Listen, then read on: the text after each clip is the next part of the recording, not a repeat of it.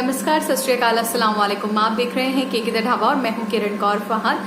अपने इन daily vlogs में मैं लेकर आई हूं हेयर केयर से जुड़े हुए वीडियोस और उसी को कंटिन्यू करते हुए आज भी आपके लिए आया है हेयर केयर से जुड़ा हुआ वीडियो। लेकिन आज का वीडियो थोड़ा डिफरेंट है क्योंकि हेयर केयर में हेयर लॉस के अलावा आज हम बात करने वाले हैं उन सारे भ्रम की जिन्हें कि हमने टाइम टू टाइम बस कैच कर लिया है और उसे फॉलो करना शुरू कर दिया है बिना ये जाने समझे कि क्या वो वाकई कारगर होते हैं या उनके पीछे कोई और कहानी है, रीजन क्या है उसका। हमने ये जानने की कोशिश शायद ना की हो और शायद बहुत सारे लोगों को इसके बारे में पता भी हो। तो आइए इन सारे मिथ्स के बारे में बात करते हैं इस वीडियो में। मिथ नंबर फर्स्ट है कि ट्रिमिंग कराने से बाल अच्छे तरीके से बढ़ते हैं।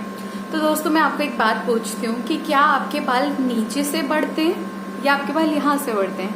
आंसर है यहाँ से बढ़ते हैं, यानी कि स्कैल्प से बढ़ते हैं। तो फिर हम ये कैसे मान लेते हैं कि जो ट्रिमिंग कराएंगे तो बाल बढ़ने लग जाएंगे? इसके पीछे साइंटिफिक रीजन ये है कि जब हम ट्रिमिंग कराते हैं तो बाल थोड़े अच्छे दिखने लग जाते हैं, क्योंकि उससे पहले हमारे बाल नीचे की तरफ से बहुत ज्यादा रफ हो चुके होते हैं या फिर उनकी पूंछ बन चुकी होती है या नीचे की तरफ बहुत सारे हमारे पास दो मुहे बाल होते हैं। लेकिन जैसे ही हम उनको कट करा लेते हैं तो कट कराने की वजह से क्या होता है कि हमारे जो बाल हैं वो अच्छे दिखना शुरू हो जाते हैं, छोटे हो जाते हैं। तो आपको उन्हें धोना आसान होता है, शैम्पू करना आसान होता है, चोटी बनाना आसान होता है। तो आपको एक फील गुड का एहसास होता है। तो वो जो फील गुड है उसकी वजह से आपको लगता है कि हाँ अब बाल थोड़े अच्छे हैं। लेकिन इसका ये बिल्कुल मतलब नहीं है कि अगर आप नीचे से ट्रिमिंग कराएंगे तो आपके बाल बढ़ते हैं, ऐसा नहीं है। असल में जब हमारे बाल, आपको बाल क्यों कटाने पड़ते हैं? क्योंकि या तो उनकी शेप बिगड़ जाती है और या फिर वो दो मुहे हो जाते हैं। हमारे बाल इस स्कैल्प से न्यूट्रिशन पाते हैं और न्यूट्रिशन पाते पाते पाते पाते वो अपनी एक लेंथ बनाते हैं। ठीक है, किसी के बाल इतने लंबे, किसी के बाल और लंबे, किसी के बाल और लंबे होते हैं। मतलब एक डिफरेंट लेंथ इसलिए होती है क्योंकि जितना भी न्यूट्रिशन हमारे बालों को मिलता है वो उसकी हेल्थ क्रिएट करता है, उसकी लेंथ क्रिएट करता है। लेकिन एक टाइम के बाद ऐसा पॉइंट आता है जब उस बाल को न्यूट्रिशन मिलना बंद हो जाता है और जैसे ही वो न्यूट्रिशन मिलना उसे बंद हो जाता है बाल फट जाता है। और जैसे ही वो फटता है तो एक दो तीन कितने मुंह का भी हो जाता है। आपने कई बार देखा होगा सिर्फ दो मुहे नहीं, बाल तीन मुहे चार मुहे भी हो जाते हैं। मतलब उसमें चार लटे ऐसे निकलने लग जाती हैं, चार ऐसा हो जाता है वो। तो उस कंडीशन से बचने के लिए क्या करना चाहिए? एक तो पहली बात तो हमें बालों की हेल्थ का ध्यान रखना ही है और दूसरी बात ट्रिमिंग करानी चाहिए। अब ये कि ट्रिमिंग कब करवाएं? जैसे ही आपको लगे कि आपके बाल नीचे से खराब होते चले जा रहे हैं, कोई शेप नहीं है उनकी, वो बिगड़ चुके हैं, पूंछ हो चुके हैं, दो मुहे बाल बहुत एक्सेस में आ चुके हैं, तो आपको ट्रिमिंग करा लेनी चाहिए। ट्रिमिंग आप जाके सैलून में भी करा सकते हैं और घर पर भी कर सकते हैं। घर पे कैसे करें? बहुत सारे वीडियोज ऑनलाइन है, आप उन्हें देखिए और अपनी हेयर कट कर लीजिए। पहला मिथ। दूसरा मिथ ये कि जो कई कंपनियां दावे करती हैं कि सफेद बालों को काला कर लिया जाए। तो मैं आपको यहाँ क्लियर कर दूं कि सफेद बाल कभी काले नहीं हो सकते, कभी भी सफेद बालों की रंगत वापस नहीं लाई जाती। बाल सफेद या काले होना हमारी बॉडी के मेलानिन पे डिपेंड करता है। जब हमारी बॉडी में मेलानिन डिफरेंट हो जाता है, मतलब वो थोड़ा हल्का पड़ जाता है, तो बाल सफेद हो जाते हैं। बाल कभी भी एकदम से सफेद नहीं होते। सिर्फ दो तीन कंडीशन है जिनको छोड़ के आपके बाल एकदम से कभी सफेद नहीं होते। आपने देखा होगा जो भी लोगों के बाल ग्रे होने शुरू होते हैं वो कभी यहाँ से कभी यहाँ से, मतलब कुछ कुछ होता है, ऐसा नहीं कि सारे के सारे बाल ग्रे हो जाएं। अगर सारे बाल सफेद हो रहे हैं तो वो बहुत कम कंडीशन में होता है। ऐसा या तो फिर बहुत ही हार्श ट्रीटमेंट हमारे बालों को मिल गया हो या फिर हमारे बालों ने किसी बीमारी को झेला हो, वो भी बहुत ही सिवियर कंडीशन, तभी जाके बाल काले से सफेद हो जाते हैं सारे के सारे। वरना एक प्रोसेस है बालों के सफेद होने का। अब ये बात कि बाल को आप सफेद से काला बना लो, ये रिवर्स गेम नहीं होता।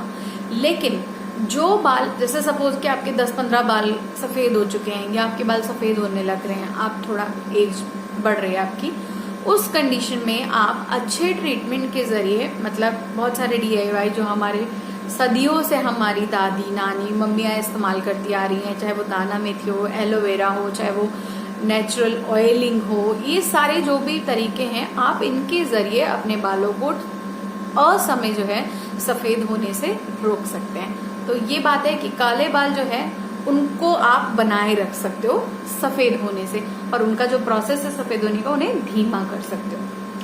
तीसरी कंडीशन ये कि जो आपके बाल हैं अगर आप उनको तोड़ देते हो, सफेद बाल को आपने तोड़ दिया तो बाकी उसके आसपास के बाल जो है फिर वो सफेद नहीं होंगे। इस बात का भी कोई तथ्य नहीं है, कोई प्रमाण नहीं है।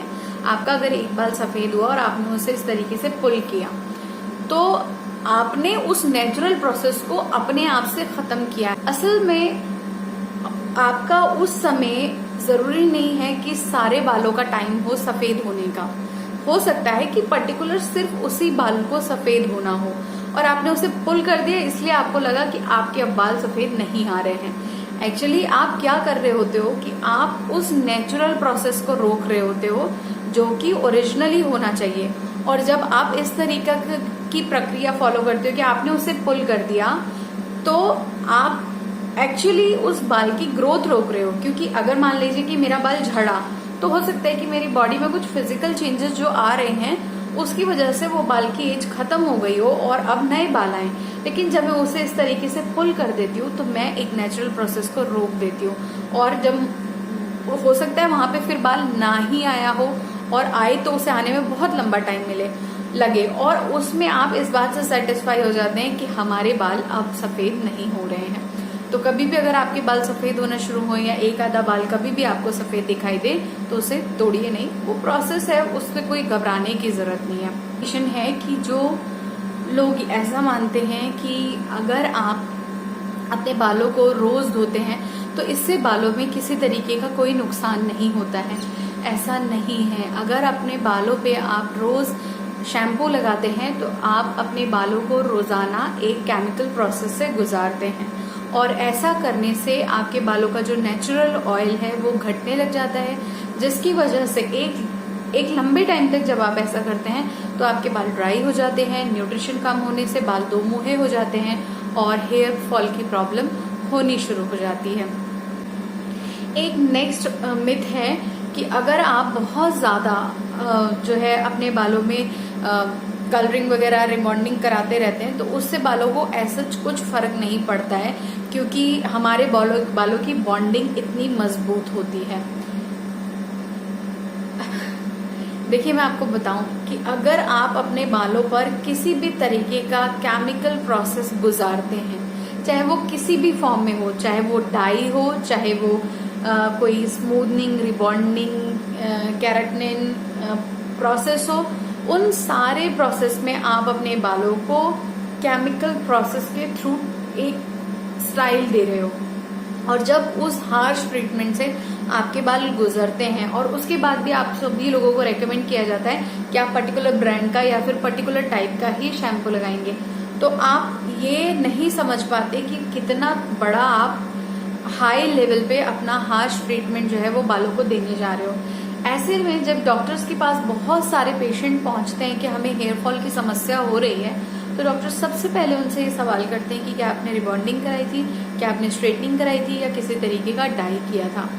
तो इस तरीके की समस्याओं से बचने के लिए अपने बालों को नेचुरली जैसे भी वो हैं उनको एक्सेप्ट कीजिए। उनको अच्छे बनाने के लिए DIY ट्रीटमेंट्स यानी कि घरेलू नुस्खों का इस्तेमाल कीजिए, ऑयलिंग कीजिए, ताकि आपके बाल अच्छे बने रहें। एक आजकल यूथ में एक नया ट्रेंड चला है कि अगर हम 6 से 7 दिन तक मैसी बन बनाए रखेंगे या बालों को बिना कॉम के रखेंगे तो भी बाल चल जाते हैं। कंघी करना बालों को एक तरीके की मसाज देना है। जब आप अपने स्कैल्प पे कंघी फिराते हैं तो आप उन कंघी के जो ब्रिसल्स हैं उनसे जो है अपने बालों को एक तरीके का आप उनका ब्लड सर्कुलेशन बढ़ाने का काम करते हैं। इसलिए जब आप 1 से 2 बार दिन में अपनी कॉम करते हैं तो वो ब्लड सर्कुलेशन बढ़ता है। इसीलिए जरूरी है कि आप अपने बालों में कॉम करें। अब अगर ये लगता है कि मैसी बन बनाए रख के हम काम चला लेते हैं तो वो सिर्फ काम चलाने वाली बात है। जिस तरह से ऑयलिंग जरूरी है, शैम्पू करना जरूरी है, उसी तरीके से बालों के लिए कॉम करना भी जरूरी है। तो ये थे हमारे बालों से जुड़े हुए कुछ खास मिथ जिन्हें की ब्रेक करना बहुत जरूरी है ताकि हमें समझ में आ सके कि एक्चुअली बालों को किन चीजों की जरूरत है। जिन लोगों को लगता है कि हेयर फॉल की समस्या ऐसी समस्या है जो कि ठीक नहीं हो सकती, वो परेशान ना हो, क्योंकि हेयर फॉल एक सामयिक समस्या है, लेकिन ऐसा नहीं है कि दोबारा से आपके बाल नहीं आ सकते। तो घबराने की जरूरत नहीं है, चाहे आपको टी की प्रॉब्लम हो या आपको जर्नल हेयर फॉल हो रहा हो। सबसे बड़ा की जो है वो आपके लिए ये है कि आप हमेशा अपने डाइट को हेल्दी बनाए रखें, विटामिन डी की कमी ना होने दें, B12 को मेंटेन रखें, आयरन से भरपूर चीजें लें और प्रोटीन डाइट को बनाए रखें। और साथ ही साथ अपने अंदर और कोई चीजें बिल्टअप ना होने दें, कोई बीमारी ना बिल्ड होने दें। जैसे कि आपको उसके लिए वर्कआउट करना है, और अगर आप वर्कआउट करते रहते हैं तो आपको डायबिटीज या फिर आपको PCOS या फिर और भी तरीके के जो हार्मोनल इम्बैलेंस होने लग जाते हैं, वो सारी समस्याएं नहीं होंगी। तो परेशान नहीं होना है, खुश रहना है, अच्छा खाना है और बिना चिंता किए अपने बालों की देखभाल करनी है। ये था हमारा आज का वीडियो। नेक्स्ट वीडियो तक के लिए बाय बाय। एंड यस, मेरे चैनल को प्लीज लाइक, शेयर, सब्सक्राइब करना मत भूलिएगा। फिर लेकर आऊंगी आपकी समस्याओं से जुड़ा हुआ कोई वीडियो। और अगर आपका कोई सवाल है तो प्लीज कमेंट बॉक्स में लिखिए। जिन लोगों को लगता है कि मैं उनके कमेंट का जवाब नहीं दे रही हूँ, वो प्लीज अपने उस कमेंट को हाईलाइट कर दें, ताकि मेरी नजर उस पर पड़ सके और मैं उसे दोबारा से पढ़ के आपके सवाल का जवाब दे सकूं। मेरा मकसद सिर्फ आपकी हेल्प करना है। और मेरे इस वीडियो को ज्यादा से ज्यादा लाइक कीजिएगा, ज्यादा से ज्यादा शेयर कीजिएगा एंड मुझे इस चैनल को बढ़ाने में प्लीज हेल्प कीजिए।